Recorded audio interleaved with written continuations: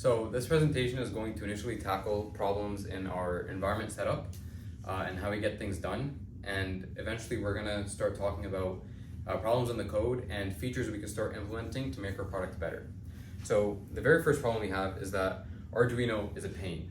There is no use of control click. Like for example, if there's a function we want to visit and we want to know where it's defined and where it's declared, we can't just control and click it. Instead, we have to control F, look through all the instances, and then finally find out where it's defined. And the other thing is that control F is also used for debugging, which presents a lot of other issues that I'll talk about later. The other thing is we only have one instance of a serial monitor, so if we want to do RX and TX and you want to check that out, it becomes difficult for testing. The other thing is there's no IntelliSense and there's no autocorrect. So if something's wrong, we have to figure it out ourselves, or sometimes it's simple and we figure it out by ourselves. And like I said, I'll discuss more issues later. Now the solution for this is very simple. If we migrate everything to Visual Studio Code, we can use Arduino as a plugin.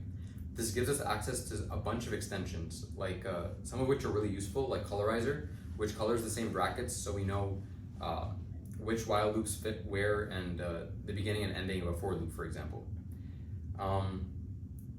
The other thing is it gives us extensions like Settings Sync and a lot of other Git extensions that I'll talk about later.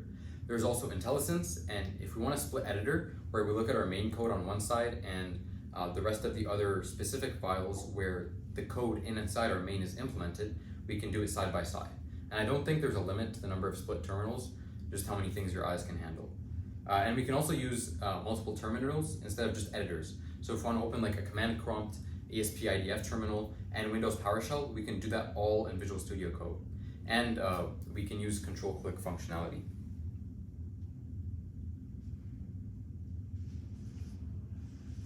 But the thing is, we don't have access to a serial monitor, but we have access to something better. We can use PuTTY, which is basically a terminal program for Windows that allows us to establish communication between multiple devices. For our case, we'll be using it to communicate from our from our computer to our ESP32 serially. Now, this is great for a number of reasons. One, we can click in the terminal and paste many lines of code, and that way we can send large amounts of information to the ESP32 with a better format and more easily. It'll also let us know if something's wrong, because if we have multiple programs communicating to our ESP32, we know whether it's a broadcasting problem, if it's our device's problem, if it's a coding problem, a software or hardware bug.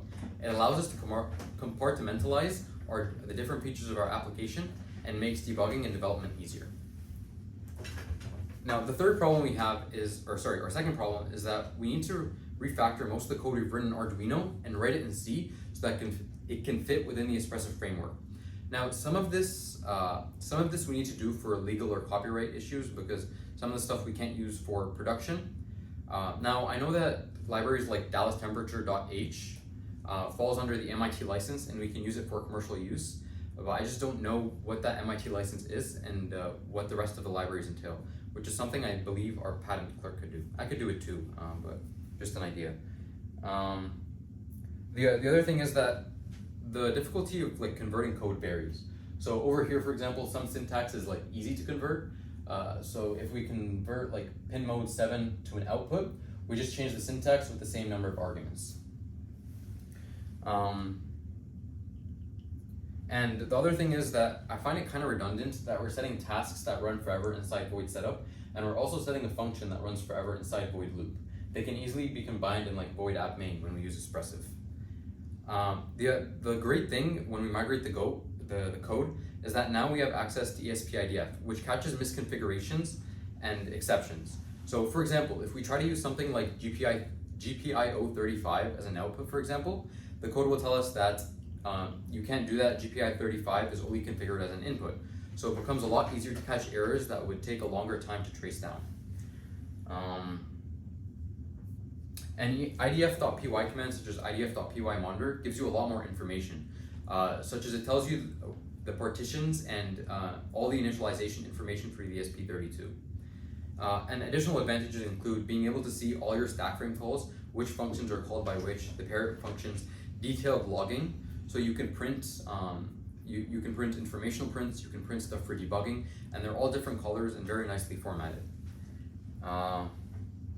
The other thing is that when an error is catched or is caught, if there's an exception, it tells you which line it occurs at, and you can just control click and jump to that line right away.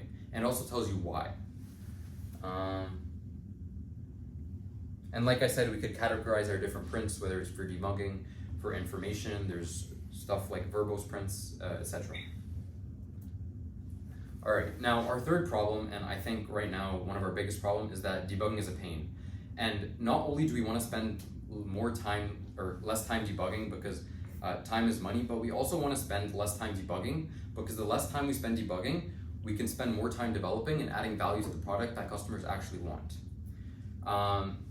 So right now, what we're doing is kind of a mess. We're using Arduino, and every time there's a bug, we're adding a bunch of serial prints.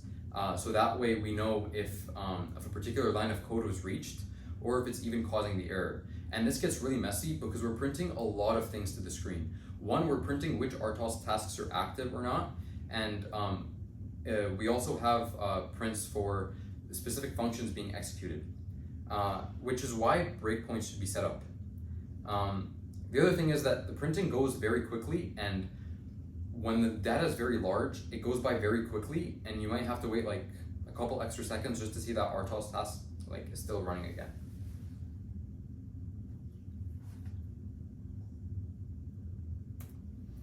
Now the solution for this is using an external debugger like the ESP-Prog. Now how we configure this, we have a JTAG connection from the ESP32 to the external debugger, and then we just connect the external debugger to our computer. And the computer registers it with a JTAG driver we just download from online. Some computers already have it installed as a generic driver, but it varies. And then we also, to keep our serial communication in place, we also have to connect the ESP32 to our computer with a USB port.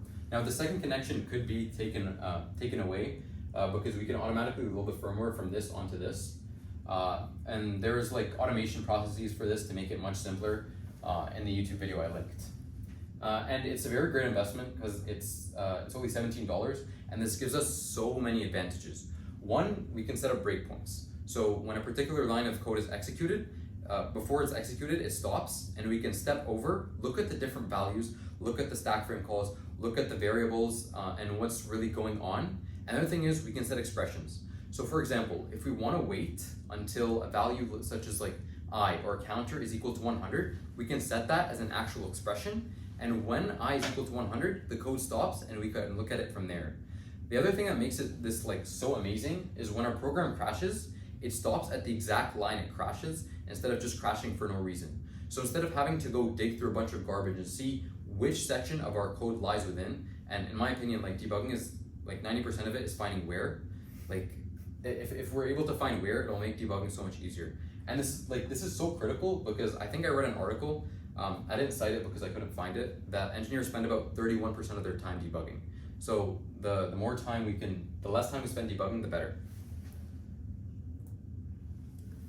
The fourth issue I found is that the code is kind of hard to navigate. And as our code base increases, it's going to be harder to find out what does what. And instead of adding on to code that already exists, we're spending a lot of time reviewing what we coded in the past, and we're trying to figure out why we did certain functions. Sure, we figure it out in the end, but it's a waste of time. And as mentioned on the slide, readability decreases as comments increase. Right now in our code, we have so many hashtag if defines, and a lot of it is not very functional. It's just code that we might need in the future.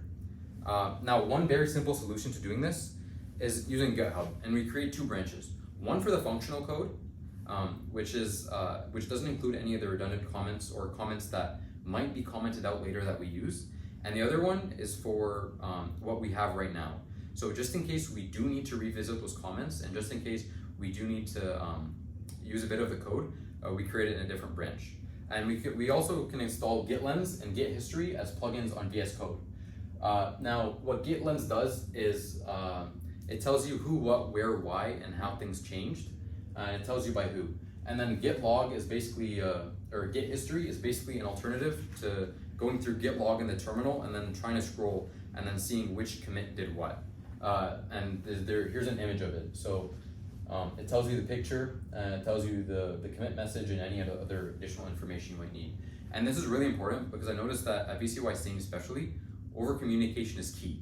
And if we can like automate the process of over communication, then it becomes easier and simpler, and why not? We could also possibly add a README file, but I don't think this is necessary because I came up with another idea. Now, this other idea of making the code more readable and making debugging easier is a function mind map. So what this does is it kind of improves our workflow, and let me just visit the link here so you kind of understand what I'm talking about.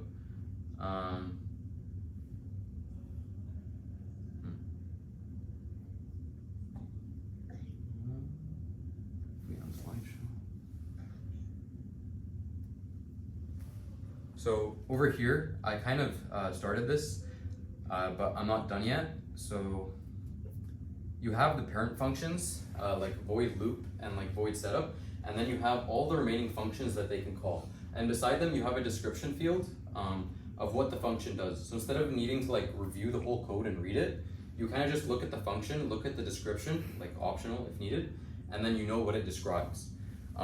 Now this is great because if debugging is issue, we can start at the parent function and then work our way down to the possible errors where it may lie.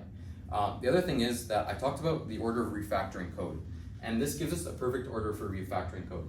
The functions that are at the very bottom,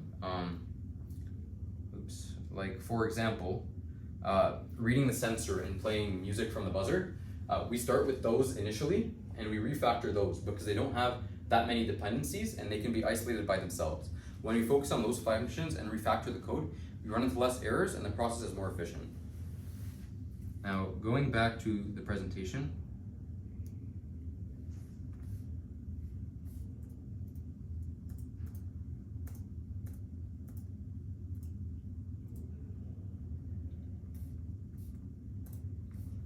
the other thing we can do is host a website from the ESP32. So on this website, we'll list different RTOS tasks instead of printing it to the terminal. We could do something simple like using just HTML, CSS, and JavaScript, or if later on we could use something like Svelte, which is very lightweight and it's easier for our application to become dynamic, or if we really want to and go hardcore, we could use React. But the idea is simple. Over here, instead of having a username, we'll have the name of the task, and then over here we'll have the 3 or 4 character code that toggles the task on or off, and then status basically tells you if the task is completed, if it's running, if it stopped running, or any other status it has. And we can update this table on our website 2 ways, or 3 ways actually. One is with an interrupt. So every time the status of a task changes, we have an interrupt to call it. The other one is reading the serial monitor, which isn't as reliable. So depending on the serial monitor input, we change the tasks. The other one is using a timer and then saving these in the as bits in EEPROM, and if the bits are set, then we change the status accordingly. Now this is great for another reason. If we want to host a website and this actually goes well, it can mimic sort of the same UI flow as the app, and it could also be accessed from your phone. So you have another monitor to look at while you're developing.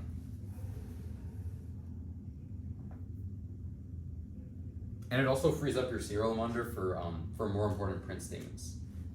And if you want to print something, you could do a console.log statement and print something to the website. So it's isolated and more efficient. Another idea I had was using LVGL and running it on the ESP32. So this is an alternative to lighting LEDs and playing buzzer noises. I realize that we do a lot of that to indicate like which cycle our machine is through, so that way it notifies the user. But the thing is, it might take a bit of time for the user to understand what those LEDs and those buzzers are doing, unless they watch the video, of course. And this provides us with a marketing edge because other composters like Vitamix, for example, they don't have a display, so it allows us to be unique in a way. And now there are 3 ways of developing the UI. One is through CurtLab and Squareline, which are UI builders, which I think GU can build because it doesn't, it relies a lot on the aesthetics of marketing, and it doesn't require a lot of coding experience. It's a simple drag and drop system, and then you can simply export the code to LVGL. I copy paste it and put it into the project. But this does propose some configuration issues because I haven't configured it yet, but I've spent basically like almost my entire co-op last time, just working with LVGL. So the development won't take too long, and I've already learned a lot of it. Now, just to show you how LVGL works, I kind of found a simulation and configured it. I have to end the presentation again.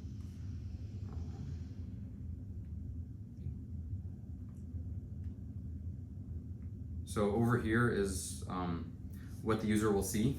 You can set up different tabs, graphs, for example, and these graphs could take in different data, like data we're going to be sending to the app, for example, graphs, and this could we could use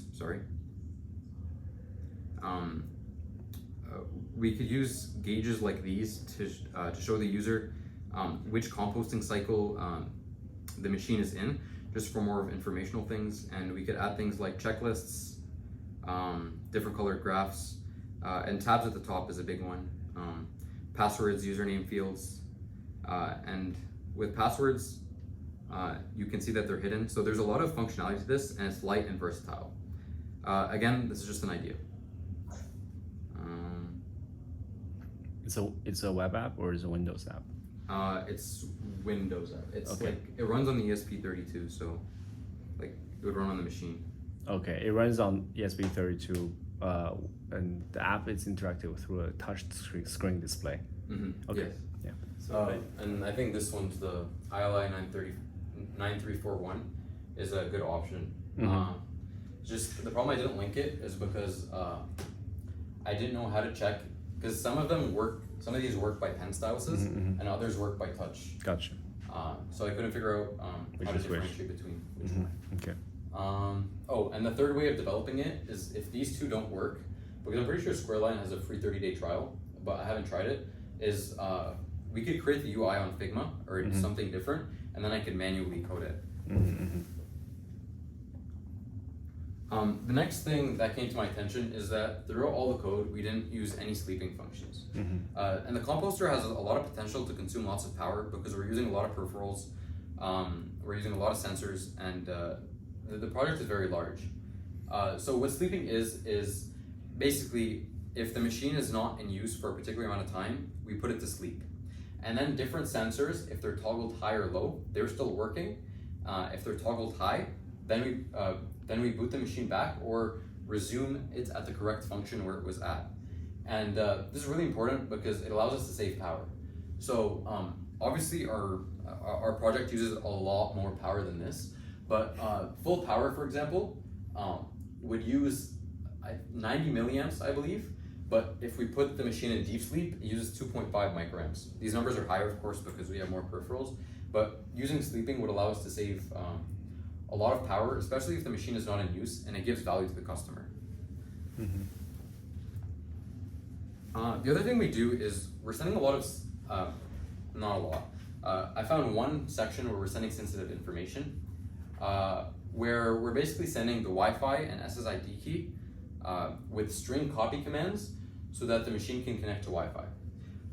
Now, I don't think this is the best practice, because what we should be doing is we should be taking the Wi-Fi and the SSID, putting it through a hash function, and each password maps to a different hash value that's unique, so that when the user enters the correct Wi-Fi password, it maps to the correct hash value that we stored previously. And usually these hash values can't be decrypted backwards, and I believe that could be something for Yarish, I think the name is pronounced, could do, because I believe he's big on cybersecurity. Or maybe the way we're doing it is fine, and this isn't really a security threat. It's just something I wanted to bring to your attention just in case. Good. Other ideas we could include. Now these ideas don't really serve a functional use right now, but let's say in the future we encounter a problem. These become tools in our toolbox that we can use to overcome the problem. So one is Bluetooth. So we can control our device from another device via Bluetooth, and we can subscribe to different services. For example, we can add a GAT configuration, so we know the battery life of another device. And now this might not be so necessary in our case, but it's an idea. The other one is OTA. This could be used more into the future. which stands for over the air. Basically, how it works is we upload a new version of the code base to a Google Drive folder or a different service that's more suitable. And when a machine somewhere in a consumer's home or somewhere we don't have access to realizes that that folder has been uploaded, it basically flashes its memory, it flashes the new existing code base onto itself so that you don't have to have a physical connection to upload it.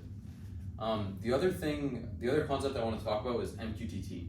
Now, MQTT is a subscribe and publish protocol where there's a central broker. Now, you could think of it as the brain, where different devices send and different devices receive information. So, for example, over here, a thermometer could publish the value 20 degrees Celsius under the topic temperature, and a different device like a computer could subscribe to the same topic of temperature, and if it subscribes to the same topic, it gets notified when the temperature changes. Now again, this isn't that functional because it relies on internet protocol, and we already have a bunch of hardware connections which are more suitable and reliable. But this could be a good idea, for example, if there's a sensor that's not connected to the device, like a thermometer somewhere, and we need to detect the temperature. And if the temperature is too high, for example, we can turn the fans on or off, or spray something like a fly humidifier. The next point I have is not really a suggestion, but more of an idea I wanted to play around with or just look into. I'm not sure if it would work, but if we assign one half, because ESP32 has 2 cores, if we assign half of the application to one core and the other half to the other core, it might run faster, or it might not. The other thing we could do is if we decide to pursue LVGL, we could create tasks pinned to core 1, and then the rest of the functional application could be pinned to core 2. That way, if there's a bug in the display, it doesn't stop the whole machine. It just crashes on its own, and the rest of the machine continues to serve its functional use. The other thing we could do is have custom menu configurations. So inside LVGL or any other way, we could create custom menus so that specific options are selected, different settings are toggled on or off. The ESP32 already has a default menu. I created a custom menu configuration, so in the future, if we do need one, we can use it. Another thing is there are simulators that emulate the ESP32's environment, but there's no hardware involved. So if there's a particular hardware or any bug that we're really concerned with and we can't figure out, we can run part of it on the simulator, and if it works on the simulator, then we know it's a hardware issue. Again, we want to isolate the causes in the best way possible. And let's say our application gets too large and we need external memory, we could add something like PSRAM. So now I've given you a lot of ideas, and I think this is where I need your inputs and your action. I noted a couple things for each of you to do, but the thing is, with so many ideas, what do we do first? And I think we should focus on what I call synchronous domino directed workflow. What that means is we should focus our efforts on on the most important task, that once that task is completed, the rest of the tasks become easier or more simple to complete. There's this fun fact that a domino can knock another domino that's 1.5 times its height, so by the 37th domino, you'd reach the moon. So that just shows like the power of the strategy. And what I think is the core task that we need to focus on is refactoring the code in ESP-IDF, because this facilitates so much. It allows us to use LVGL more effectively. It allows us to use sleep commands. It allows us to debug more efficiently. And it just gives us a bunch of other functionalities that I've mentioned previously.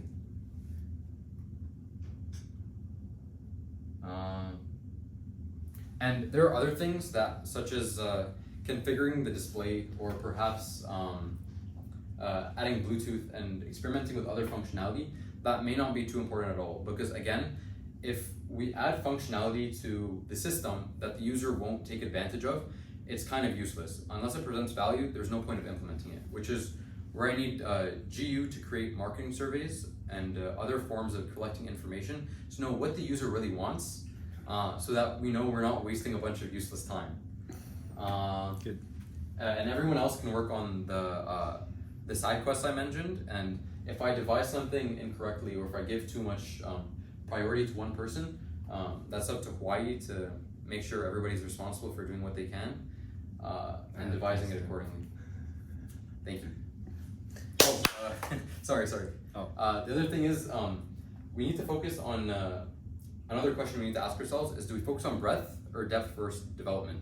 What that means is, do we develop each component of our machine to the simplest possible form and then just leave it at that? Or do we figure out what's the most important component, dig really deeply into that, and once that component is configured or set up, then we go back up and work on the rest of the components. Thank you. Very good job. Good presentation. Thank you. Good content. I'm sure everybody has tasks now. Just switch the device. Everybody has something to do. Okay, so let me think. Yeah, let's record the Q&A as well. Okay. So unfortunately for today, there's only the three of us with you for the Q&A session. Okay, let's start with some Q&A. Who wants to go first? Who has the first question? Oh, Sid. It's not a question, Matthew. I think with this, it's just 1 week, right? Yeah, it's just one. With us, actually, less a week. It's less a week, right? Mm-hmm. Yeah, but you are still in touch. You are still in touch very extensive, extensive aspects which we are actually address our pain points right now. Yeah, we need to have a better solution. Thank you. Was a very good presentation. Thank you. Thank you. Good job. Impressive. Thanks. Well, that's what I'm talking about. Matthew is the best. That's why we have him. We're also good. Yeah. Okay. Okay.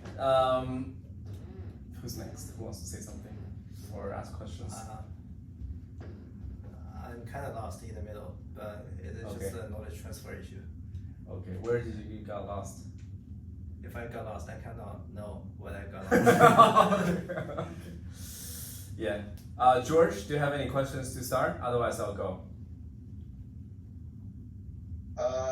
Yeah, you guys can start, but I can. There's one question. I start with this. Okay, one question. Yeah.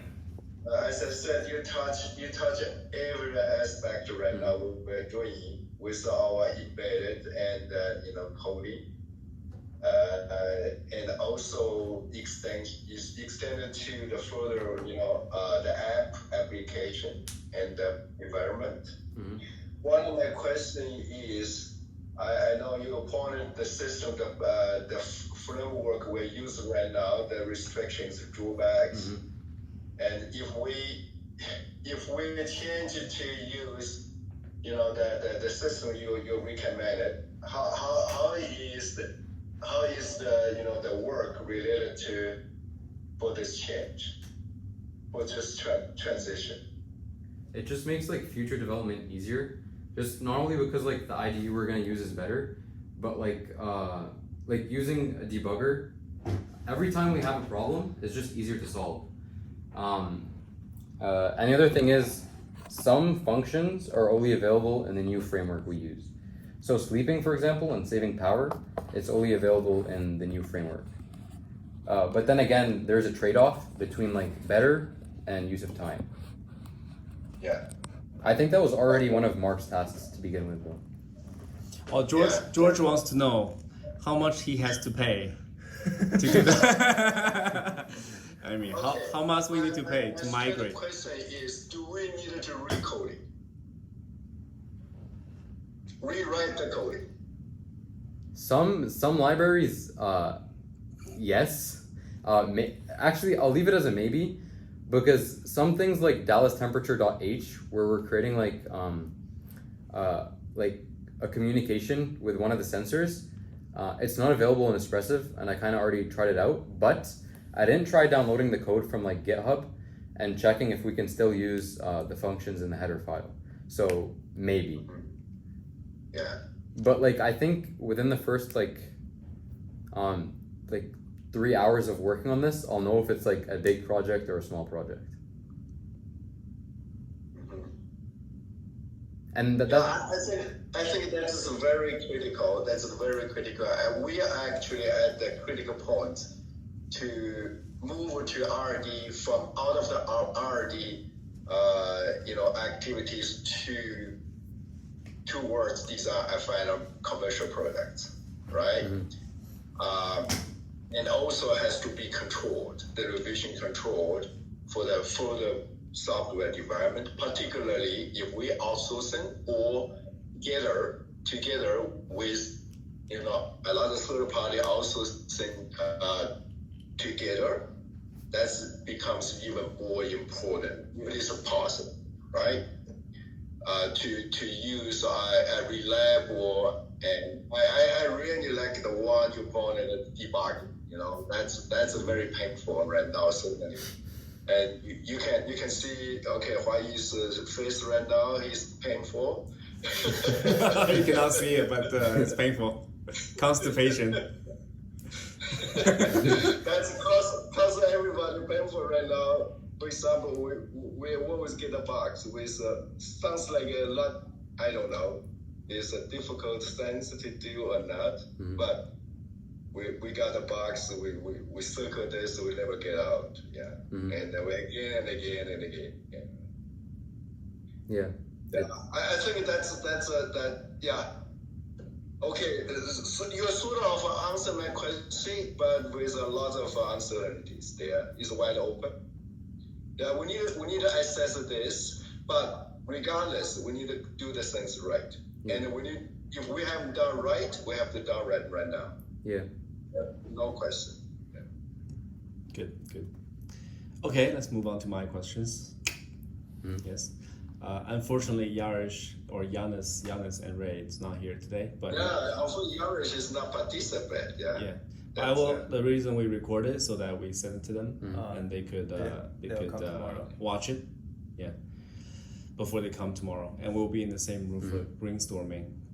Potentially touch on some of the points you brought up today, as well during tomorrow's brainstorming. Sorry to interrupt you, Kwai.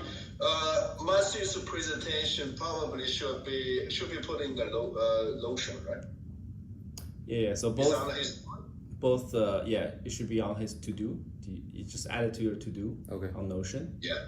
And I will also post this video onto the same Notion card on your to-do list. Yeah. That's great. Yeah. Thank you. Yeah. Sorry, So that Julia can keep watching it without getting lost. Okay, let's talk about this page actually. Okay. So what do you think is the tasks, or let's call it not task, or help that you will need from the three of us? For example, you mentioned that there are some of the things you want to determine whether they're important or not, and the way you suggest marketing surveys. But you don't have a list of those things right now, right? Okay, I'll create the list. It's basically just mainly the UI. Like if customers would be interested in display or not. Maybe Bluetooth functionality, but right. So we actually have a user flow diagram where the diagram describes the user use journey, the whole UI process. And again, that diagram not verified with users through market surveys yet. Right? And if we want Julia to do it, he needs to think that it is important enough. If you think that we should do it, then which ones do we focus on, right? How do we select? How do we prioritize, and so on, right? How are we going to have this back and forth in the form of a sprint, in the form of are we going to develop something based on that, iterate, and then go back, right? Because doing it once is very simple, but keep doing it and having continued productivity is not so straightforward, right? Any other tasks you think Julia can help you with? Besides marketing surveys? Like creating the UI itself, if I find a simple way to if like the UI builders that I found are very simple to use, then I could try like downloading it, and if it's simple, then I can give him a task to just. But if it's Figma, he's done Figma. Oh, if I it's tried before. Figma's more of like if he creates it, then I manually code it. Mm-hmm. But the other UI builders, you can literally It's just preset. yeah. Nice. So if they work, then that's good. But So in terms of deploying this UI coder and distributing it to a focus group of user, for example, do you need help from him on that? Communicating, coordinating that focus group study, collecting feedbacks. Do you think a focus group will be better than marketing surveys for this type of UI graphical thing? well, what would the focus group do? You have a group of people in a Zoom meeting or around in this room. You do a demo of the UI, similar to the one you did, haphazardly. But yeah, and then people fill it out. Right? They feel it. So, Okay. oh, this feels good. This tab is intuitive. This is the information I want to see. Oh, or I don't need to know this, Okay. or you know. Could we do a combination of both? So we do both, yeah. Yeah, because I feel like if It's we do more work. actually whichever way like requires less work is better. Uh-huh. It's just I feel like with the focus group, Yeah. if we end up creating something and then nobody in the focus group likes it, like Yeah. we'll have wasted our time. But with the surveys, it's just a couple questions. So before we actually start developing, So you want to like, do we know. surveys first, and then focus group Yeah. after. Like, how do you make decisions at the end about the importance? When would you be satisfied? if I can refactor the code, that's like I think the most important. And then I'll be satisfied if But I. again, which code do you refactor? Do you refactor everything, even the define if ones that we might never use, right? Oh no, the functional one. Because you know I talked about like 2 GitHub branches. Just the one with the functional code. Yeah. So then, okay, could we go? Yeah, since you bring up, right there, go forward. So in the process of creating this called mind map, right? So are you able to? This is not complete yet, right? It's 30% maybe, 20%. So are you able to determine the functional code after you finish this mind map with the current code base? Are you going to create the mind map for the current code base or not? Yes, but like I was gonna figure out the functional code by just deleting all the comments and then running it. Oh, okay, that's what you mean. Okay, but again, some of the functions is not so useful. Yeah, that's To be legacy code, source of many bugs. Okay, so that's your approach number 1. That's fine. Oh, like if a function's there but it's just not being called is what you mean. Yeah, I think the mind map could help with that. Yeah, the mind map is a very good way to do this high level filtration because you do the segregation, the chunking of the code under specific function, right? And then you have selections, say, hey, Gerges says we need this function 100% of the time. Then everything after that or beneath that core function is automatically 100% important. Yeah. Right. And then the second one, maybe 50%, it's medium level priority. And then everything under that, you don't need to refactor just yet. Maybe in the future, once you finish this and nothing else surfaces up, do that one. Okay. See? Yeah. So that's how you determine the priority of your refactoring effort. Because it's like George said, ideally we don't redo the code. It's stupid. It's like how do I say it? Build a house of cards. Now we're trying to build a house, the house of Lego, but because Lego is so much harder than the card, you don't need this card, you don't need that card, you don't need this piece, you don't need that piece, right? For Lego, maybe it's very straightforward, very simple, realizing the same functions. Okay. We might also change the requirements in the first place, right? And that's where Yannis would come in. Okay. Like his architecture of the code, for example, very different from what I designed with the logic, right? So he might think, oh, we don't need we don't need this, we don't need it, we don't need this, and all of the functions relating to those logic gone. Okay. You see? Yeah. So that's gonna happen first, before you do any refactoring or yeah. Oh, I have a question of my own. Let's say I never did this presentation and all these ideas were bad. What would I start working on like next? Like instead of these tasks? if you didn't do this presentation, Yeah. you will have to wait. That's the truth. So we don't have enough information at this point to make a decision on are we 100% going to migrate to ESB IDF, the new development framework, right? Okay. Are we going to do it internally or externally? Because right now the team hasn't been assembled completely. Okay. Internally, expertise-wise, Giannis can do the architecture, but he's not going to do the code design, Yeah. right? Externally, we might have design houses, like George said, to do the code design or the architecture or both, Yeah. or neither. There's a lot of uncertainty, Okay. right? We haven't signed any contracts. We don't know who's going to do this complex work just yet, right? So for you, and also there's uncertainty about your capability, right? What you can do, what you know, and what you don't know. Yeah. And this presentation serves that purpose, Okay. right? Now you've established this image to the entire team. Big George, Small George, and we think, hey, Matthew is pretty good. He's quite knowledgeable on some of the modules. Pretty bad. He has a lot of concepts at least figured out. Makes good suggestions, good diagnosis of the system, right? For example, OTA, right? It's a very good idea. MQTT might not be as good, right? But you put them on there, right? You have that breadth, but you're not able to cherry pick. Yeah. If you're a professional consultant for this engineering task, you would have a very Difficult time. you have a very specific proposal Yeah. to our current status, right? Which is, you have a very generic one right now, Yeah. which is fine. Yeah, but that's your limit, right? Mm-hmm. And by learning your limit and understanding our uncertainties, we can best allocate your time now, right? I see. If we don't do this exercise, it's like, oh, Matthew, run this task that Gerges is running. Take over all of his tasks. It's like mindless muscle like he's still doing, but I mean, he already did all of the mental thinking. You don't need to do it anymore. You see? Yeah. It's a waste of your talent. So we don't want to do that.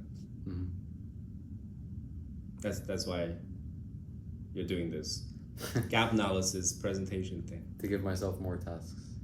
Well, for us to learn from each other, right? Get into the mode of engagement, Okay.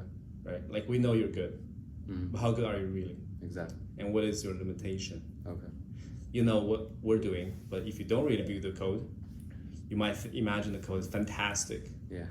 but when you see, holy shit, dog shit, or it's not dog shit, it's a mess. Yeah. Or it's a mess, there's some comment, it's difficult, right?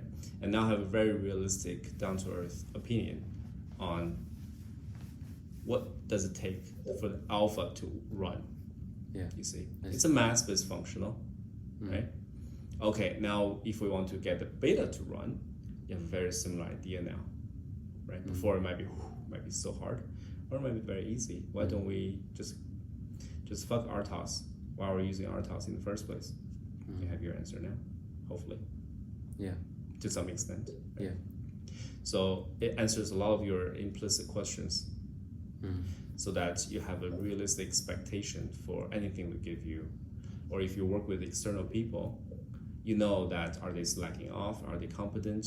Are they just fast and slow? I see. You see, use yourself as the ruler. Okay. Any other questions? No. Okay. I see. Yeah. So I think this is one of the tasks that I really like that you started. Took the initiative. I didn't give Matthew. I didn't tell him to do this. Okay. He took the initiative to do this. Very good. Finish it. Okay. Finish it. And we'll do analysis after you finish it. Okay. Okay. Okay, let's keep going. Go to the okay, let's go from the beginning very quickly. Second slide.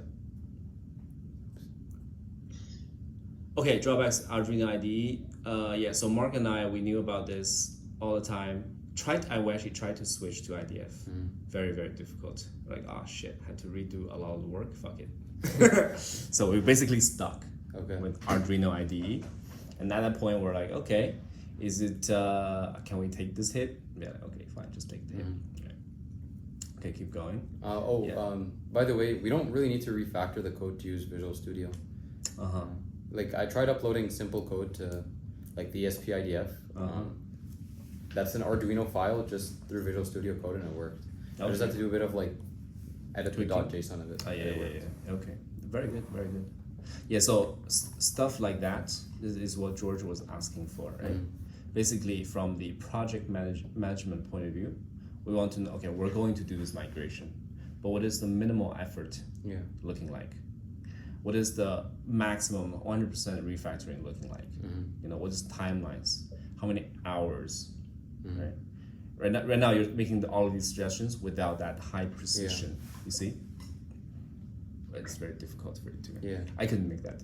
No, I know. Some of this would take a lot of time. Exactly. So it's like, oh, if you have that high precision, you have that very good answer for George. You can make some good decisions right away. You see, VS Code, very good. Putty, we looked into this. Good add-on. Refactoring code. So. Again, a lot of managers, they don't like refactoring the code. It's like, because a lot of the code is honestly, it's like one-time use. Especially if we switch coders and don't have a current coder to maintain the code. You refactor it, the next coder cannot work on it anyways. And it's a very common problem with small companies. Especially if we don't have a lot of the clean code practice and so on. It's like, it's very hard to do that. You run with a stick and you pass it to the next person. It's a baton run, right? It's not so easy. So, and refactoring code is like, oh, I'm just paying the technical debt that the previous developer accumulated. I pay the debt so I can make more money by developing based on this refactored code base. You see, but do I want to pay the debt or just get rid of the debt? By not touching it and just redeveloping in the new development environment in the first place. You said you and Mark actually tried migrating it. Why was it difficult? Like, we were on a very tight timeline to deliver features, but the environment setup, we had some issues setting up the environment and the libraries properly. I thought that would be the biggest problem too. That is. Because I didn't try yet, but just like downloading the .h files and including it doesn't work, right? No. Okay. That makes it huge. It's a huge problem. Okay, debugging is pain. It is a pain. Everybody knows that at this point. So just for debugging purpose, we're gonna do the migration, right? Like nobody uses Arduino in real commercial product anyways. This is very good. Okay, this is exactly what I want to see, right? When you make a presentation, you have buy this JTAG debugger action for Huayi. Like Huayi will basically go to this page and buy this debugger. It's fantastic. Okay, and so you're not only talking about an idea, you're making arguments for it, convincing people. You're also giving them a solution to overcome this issue. Be like, buy this, and our life will be much better. You see, and this is this is ABCO, right? This is the O. You want the O for every C, ideally. Okay. Yep. Okay. Keep going. GitHub. Yep. So 2 branches. We might have more. Yeah. So for the functional code, we're gonna have a production branch and development branch. You know why we have those? Okay, good. Okay, keep going. Yeah, this is good. Keep going. Okay, hosting website. So again, had this idea as well. How difficult do you think it is to do this? I say give me 2 hours to work on it, and if I can get a bit of it to work in 2 hours, then like it won't be too difficult. Okay, so Mark has spent about 8 hours on this task the last 2 weeks. Right. So step number 1, talk to him. There's actually a tutorial from Nerd Tutorials. I sent a tutorial to you as well. Okay, so he has worked on it based on current code base. We have a tutorial for somebody who has done it with Amazon Firebase. Again, this is not even as complicated. It's just hosting a website on the ESP32, right? It's not on the Firebase. Yeah, just locally. It's local. So put this on your to-do list, Okay. right? On your backlog. This is a very good action that Mark is already doing. Pick it off from him. All right. Okay, next one. Okay, this is very interesting. This is the thing you're talking about. So, but very big design change for the product. Right? We had a display for the POC, right? That's in the remember there's an LCD display, but now there's a touch screen, right? So we thought about it and just got rid of it. But our suggestion is bring it back, right? So we can entertain this idea in the brainstorming tomorrow. Talk about it, right? It will add the cost, of course, and so on, and there might be too many screens in the kitchen, and that's the common feedback for people. Is I buy something, I don't want to see another screen. What do you mean by too many screens? There's a common feedback for people who works in the kitchen. It's like, Like I already have a cell phone. I have a computer screen. I have a smart fridge that has a screen. I have a smart oven that has a screen. Okay. There's too many screens. Yeah, it's I simple. don't need so many screens. Why am I looking at this other screen? Okay. I just want to do something and it's done. Yeah. It's done. You I see? see. So, and that's the smart appliance problem. Is engineers want to put the screen in because they can, and it's fun. It is until the user says this is too much. So it's got to be very careful, right? Okay, keep going. It's good. For example, go back. It's good for us to know that you already worked on it for your last co-op, right? And if we were to go down this route, we can probably very quickly prototype something. Yeah. And it might not be for the product. It might be for internal testing infrastructure. We might have internal test jig that have this screen that tells us everything, all of the graphs.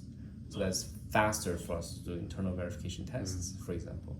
Okay. Right? We may not use the product, like use it for internal tooling, Yeah. for example, right? Sleeping, good point. Not the major point, but like you said, like 90 milliamp is not much because we're running on 10 amps, like system.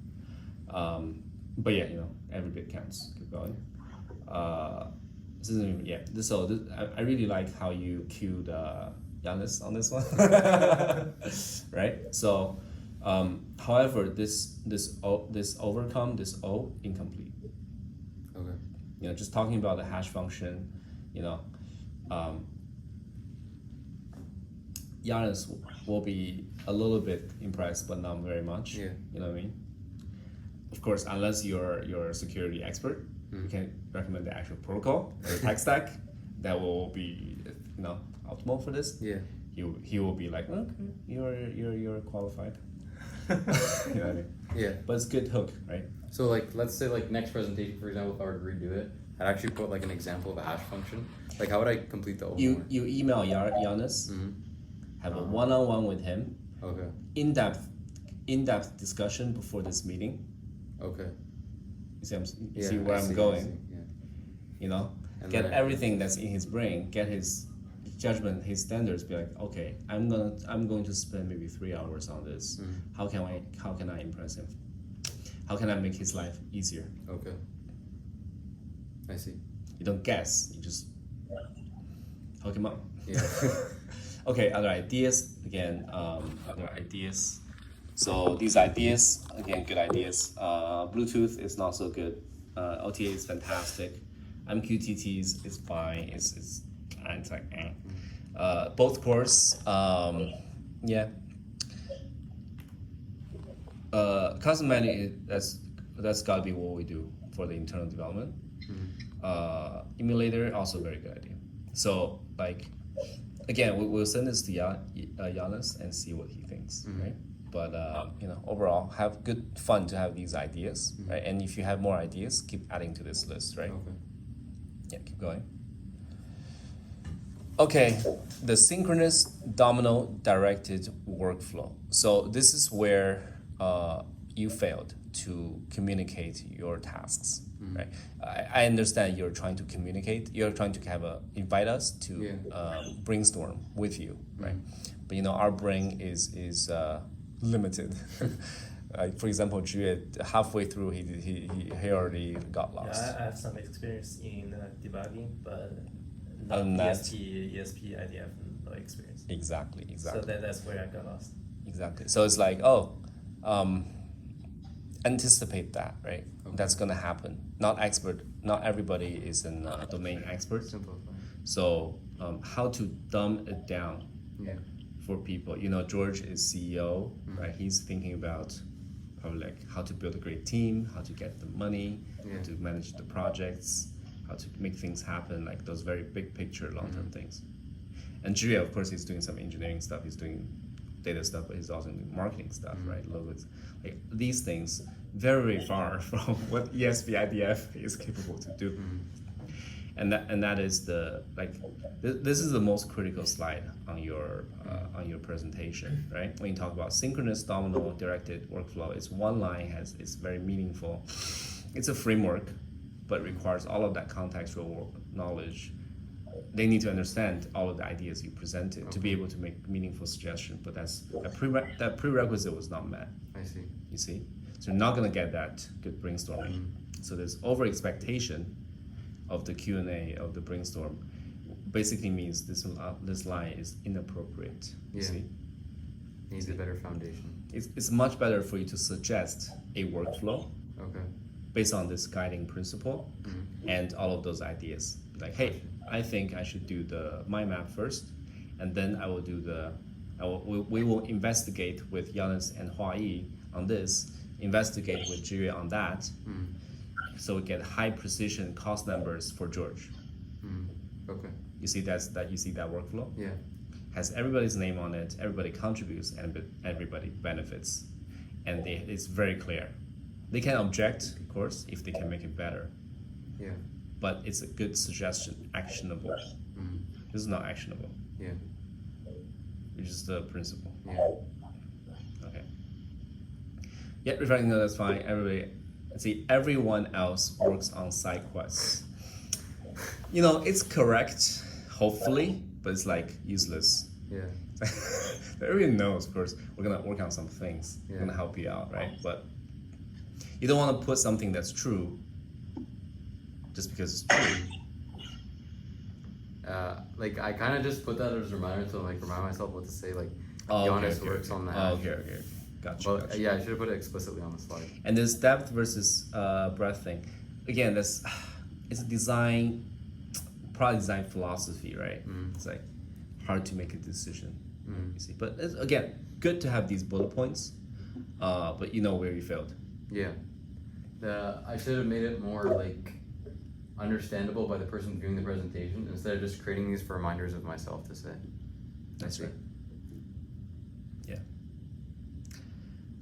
On the feedback for your presentation, if you want to do live demos, it's hard, first of all. So first of all, kudos for trying. You did 2 live demos. I think the UI thing is very fancy, although the topic is completely off.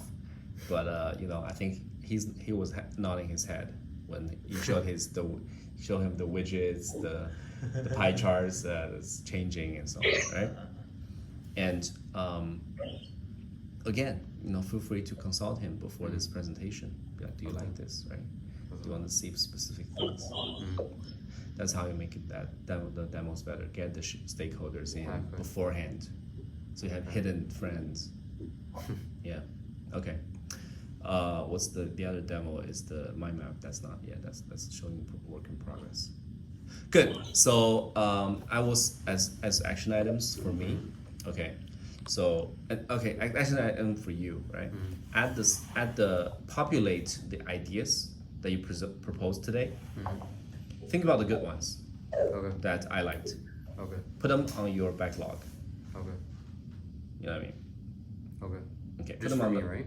Yeah, you do that today. Like my tasks, right? Your tasks. Okay. Yeah. Put them on your to-do board under the next up. Right? Okay. That's the backlog, and then we will review it Okay. and set the correct priorities for them. Okay. And expect them to change after tomorrow, because tomorrow we'll have the big brainstorming session as well, right? Basically, your role, of course, you're the designer for the embedded system, but you got also contribute to the product development side, the overall, again, product and process. You commented a lot on the process, somewhat on the product, but it's a bit lacking because you probably don't know enough. And that's your focus right now is how to implement it is very low level, right? Very good focus. But again, always good to have that high level, big picture as well, right? Maybe 10% of your focus is there.